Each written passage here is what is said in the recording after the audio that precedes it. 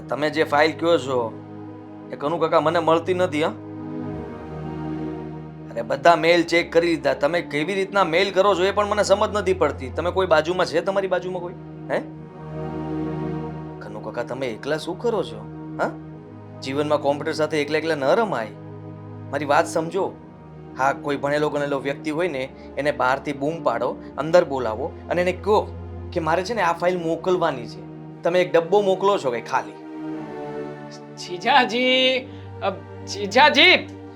કનુ કાકા તમને એકચ્યુઅલીમાં હું ઘણા બધા ફોન કરીને થાકી ગયો હતો અરે. અને મારે તમને એ જ વાત કરવી હતી કે તમે છે ને મારી સાથે અત્યારે આપણે રૂબરૂમાં વાત કરશું. તમે ફાઇલ મોકલી દીધી છે, કંઈ વાંધો નહીં. આપણે હું ચેક કરીને હમણાં તમને જે રિપોર્ટ આપું છું ને અત્યારે જ મારે આવવું પડશે. હા તો ચાલો હું આવું જ છું. અબ ઘડી આવ્યો પહોંચ્યો સમજો તમે. હા ને, સારું ચાલો. હા જીજાજી કેમ છો? કેમ છો સાહેબ? સીતારામ. હા ચાલો, અત્યારે મારે લેટ થાય છે, આપણે પછી વાત શું કરશું. લેટ થાય છે? અરે આટલા સમય પછી તમારી ઘરે આવ્યો છું હા. અને તમને હવે લેટ થાય છે અને હું ખાસ તો તમને મળવા જ આવ્યો છું. તમારું જ કામ છે ખાસ. મળ્યો તો ખરા. મારે અર્જન્ટ એક કામ છે કનુ કાકા. આ રિલેટેડ મળવા નહીં. તમે ફોન કરો ને કનુ કાકાને કહી દો કે તમે લેટ જશો. હા, હા, તું તો સાંજે આવવાનો હતો ને કેમ અચાનક બધું?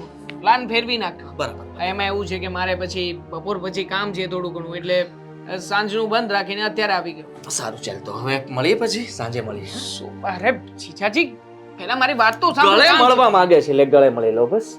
હવે જાઓ. જીજાજી, ગળે મળવા નથી આવ્યો. ગળે મળવું હોત ને તો પછી તમારી ઓફિસે આવી જત ને, ત્યાં આવીને ગળે મળી લે. પણ જુઓ, થોડું પર્સનલ કામ છે અને બહુ જરૂરી છે. તમારા શાળા સાહેબને મદદની જરૂર છે, મદદ નહીં કરો? કરીશ ને. હું ક્યાં ના પાડું છું? હું ક્યાં ભાગી જવાનો છું? તું ક્યાં ભાગી જવાનો છે? આવ્યો છે તો રોકાવાનો જ છે ને. તો આપણે પાસે ઘણા બધા દિવસો છે વાત કરવા માટે. એવું નથી. હા, મારા એક સ્ટાર્ટઅપ વિશે મારે વાત કરવી છે. સાંભળશો તો ખરું? હા, તો મારો ફાયદો અને- બિઝનેસ મારો ફેવરિટ વિષય. અને મને બિઝનેસ વિશે કોઈ પણ વાત કરે એટલે હું તરત બેસી જાઉં. એની માટે મારી પાસે સમય હોય. લેટ થશે તો? કનુ કાકાની 1 2 ને 3. હા, બોલ. ઓકે, તો પછી આપણે એમની 1 2 ને 3 કરીએ. જુઓ, એમાં એવું છે કે મારો એક ફ્રેન્ડ છે ફ્રેન્ડ છે. જે બિઝનેસ સ્ટાર્ટઅપ વિશે મને સમજાવી રહ્યું છે ઘણા સમયથી, અને એ કહે છે કે જો તમે 8 થી 10 લાખ રૂપિયાનું રોકાણ કરો ને તો તમે તમારી ફ્રેન્ચાઇઝીની પ્રથમ શોપ, એટલે મતલબ કે સ્ટાર્ટઅપની પહેલી શોપ તમે ઓપન કરી શકો. બરાબર. ફૂડ બિઝનેસ માટેની ચેન એ કંઈક કહેતો હતો કે આપણે આપણી નીચે બીજી બધી ફ્રેન્ચાઇઝીસ આપવાની, હા, બરાબર. એ લોકો પાસેથી ટોકન લેવાનું અને એ રૂપિયા જે કંઈ પણ આવે એનાથી આપણે બિઝનેસમાં ડેવલપમેન્ટ કરવાનું. બરાબર. તો જુઓ, આવી બધી બાબતો છે, મને આમાં કંઈ સમજણ નથી પડતી. અને તમે રહ્યા આ ઇન્ડસ્ટ્રીમાં ઘણા સમયથી, તો પછી તમે જ હેલ્પ કરી શકો ને મને. જો ફૂડનો મારો વિષય નથી, પહેલી વાત તો એ. હા, હવે તું જે વસ્તુ મતલબમાં વેચવા માંગે છે માર્કેટમાં, એની ડિમાન્ડ તો ઊભી કરવી પડશે ને. જ્યારે મતલબમાં માંગ તો વધવી જોઈએ ને. હા. માંગ વધશે તો તમે પ્રોડક્ટને વધારી શકશો. હમ. ત્યાં સુધી તો કંઈ થવાનું નથી. સીધી વાત છે. હવે જ્યાં સુધી પબ્લિકના મોઢા સુધી નહીં પહોંચે ત્યાં સુધી કોઈ માંગવાનું નથી. એકવાર એ લોકો માંગતા થશે તો પછી ફ્રેન્ચાઇઝી તો આપોઆપ વધશે. લોકોના ફોન આપોઆપ આવશે, તને સામેથી ઉલટાના પૈસા આપશે કે તમારી ફ્રેન્ચાઇઝી અમને આપો. અમે તમે કહેશો એટલું ઇન્વેસ્ટમેન્ટ કરવા માટે તૈયાર છીએ. હા, આ બેઝિક છે. હા, મને સમજાઈ ગયું કે તમે શું કહેવા માંગો છો અને શું નહીં. મારે શું કરવું જોઈએ એ પણ મેં પ્લાનિંગ કર્યું. પણ હું તમને એ કહેવા માંગુ છું કે સ્ટાર્ટિંગની અંદર આપણે એવું શું કરી શકીએ કે જેનાથી લોકો સુધી પહોંચી શકે? મતલબ કે એવી કોઈ ઇવેન્ટ્સ રાખીએ, એવો કોઈ પ્રોગ્રામ કરીએ. સ્ટોલ કરો.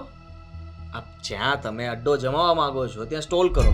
પહેલા તમારો અડ્ડો જ બિઝનેસ કહેવાય. ઓપન કરવા માંગીએ સીધી વાત છીએ. છે. બિઝનેસ ઓપન કરવા માટે લોકોને ખેંચવા પડે. બરોબર. ખેંચવા માટે પહેલા ફ્રીમાં વેચણી કરો, તમારો ટેસ્ટ ચખાડો. એ લોકોને બધાને લાગવું જોઈએ કે ના ના, ખરેખર આ ફૂડ બહુ એકદમ સારું છે અને ક્વોલિટી વાળું છે. સાથે સાથે જ્યાં પણ તમે તમારી મતલબમાં શોપ છે કે જે કંઈ પણ છે, એકવાર ચાલવા લાગે તો પછી બીજા શહેરોમાં ફેલાવો. બીજા શહેરોમાં મીટિંગ કરો, નવા સ્ટોલ નાખો, અલગ અલગ એરિયા, મતલબ કે ભીડવાળા જેટલા પણ વિસ્તારો હોય જ્યાંથી પબ્લિકની અવર જવર થતી હોય એવી જગ્યાએ ફરીથી ફ્રીમાં વેચણી કરો. આ જો થોડું નુકસાન કરશો પણ નફામાં આવશે, એ નુકસાન ના કહેવાય. એ કેવી રીતે? મતલબ કે જો તમે ફ્રીમાં આપવાની વાત કરો છો તો આપણે આપ્યું તો ફ્રીમાં, તો પછી એ કઈ રીતે રિકવર કરીશું? કારણ કે જો અમે પહેલેથી ડિસ્કશન કર્યું છે કે અમારે છે ને આ પ્રોડક્ટની કોસ્ટ છે ને એકદમ નોમિનલ રાખવાની છે કે જેમાંથી નફો ભલે ઓછો મળે પણ મહત્તમ મૂલ્ય સુધી વેચી શકીએ. તો થઈ શકે ને. લેડીઝ આ સારું કામ કરી શકે. તમે એકવાર એને ચખાડો ને તો એ બીજી વાર માગે છે. આ સીધી વાત છે. હા, બાળક ચાખી ગયું હોય તો બાળક ચોકલેટ એ જ માગશે જે એને ગમી હતી. એને નામ પણ નહીં આવડતું હોય પણ કલર યાદ હશે, તો એ કલર માટે થઈને એ વલખા મારશે અને શોપકીપરને પણ હેરાન કરી મૂકશે કે મને પેલી ચોકલેટ જ આપો. રાઈટ. મતલબ કે લેડીઝો માટે કંઈક યુનિક પ્રોડક્ટ મૂકીએ અને છોકરાઓ માટે કંઈ યુનિક યસ, કે મતલબ આપણી જે મેઇન પ્રોડક્ટ છે એની સાથે એક એક્સ્ટ્રા પ્રોડક્ટ નાખીએ કે જેથી નાના નાના છોકરાઓ પણ અટ્રેક્ટ થાય અને લેડીઝો પણ અટ્રેક્ટ થાય. રાઈટ. આ આઈડિયા યુનિક છે એકદમ. ખરેખર આવા આઈડિયાની જ જરૂર હતી. અહીંયા આવ્યો ને આ ધક્કો વસૂલ થઈ ગયો. બોલો. થઈ ગયો ને? હા, લાવો ટિપ્સના. ટિપ્સના? અરે તમારા ફાયદાની જ વાત છે હવે આગળ. મારે હવે તો જો, નથી ના, ના, સાંભળો ના, ના, ના. ફાયદાની વાત. સાંભળો, હવે સાંભળો. બિઝનેસ અહીંયા પૂરો હવે- થાય છે. તને જે કહેવાનું તું કહી દીધું છે. પૈસાની હેલ્પ માંગતો ને, હું કોઈ પૈસાની હેલ્પ નહીં કરી શકું. પૈસાની હેલ્પ નથી જોઈતી. તો? પૈસા તો પડ્યા છે મારી પાસે સેવિંગ્સના. વધારે છે તો પણ ના ના ના ના એવું નથી. આ અમે જે આઉટલેટ શરૂ કરવાના છીએ તો અમારી ઈચ્છા એવી છે કે અમારો ફૂડ બિઝનેસ શરૂ થઈ જાય પછી બીજી બ્રાન્ચ તમે ઓપન કરો એમ.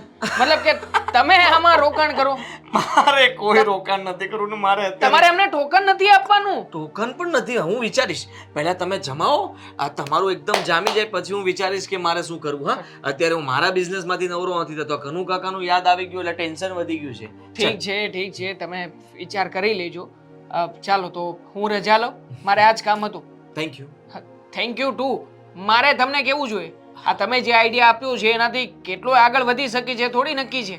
હા, થેન્ક યુ સો મચ. ચાલો નીકળો. સીતારામ. સીતારામ. રોકાય જેવો ભાઈ, જતો નહીં તું. જોઈએ છીએ અમારી બેન કેવી તાણ કરે છે એ પ્રમાણે વિચાર છે આગળ. કરશે જ. રોકાઈ જજે એટલે સાંજે જમવાનું અમને પણ સારું મળે ને. હા હા ઓકે જીજાજી ચલો બાય. Bye bye.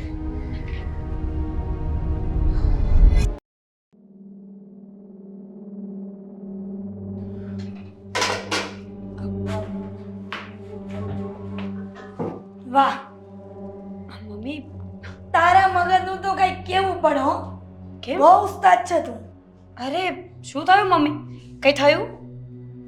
શું થયું મમ્મી? શું થયું? આ શું જોઈ રહી છું? શું શું વાત કરો છો મમ્મી? દામિની અહીંયા આવવાની હતી એટલા માટે મેં તને પિયર ન જવા દીધી. તો હું ક્યાં ગઈ મમ્મી? અહીંયા તો છું. તને ત્યાં ન જવા દીધી એટલા માટે તે તારા ભાઈને અહીંયા બોલાવી લીધો. હા તો શું થઈ ગયું મમ્મી?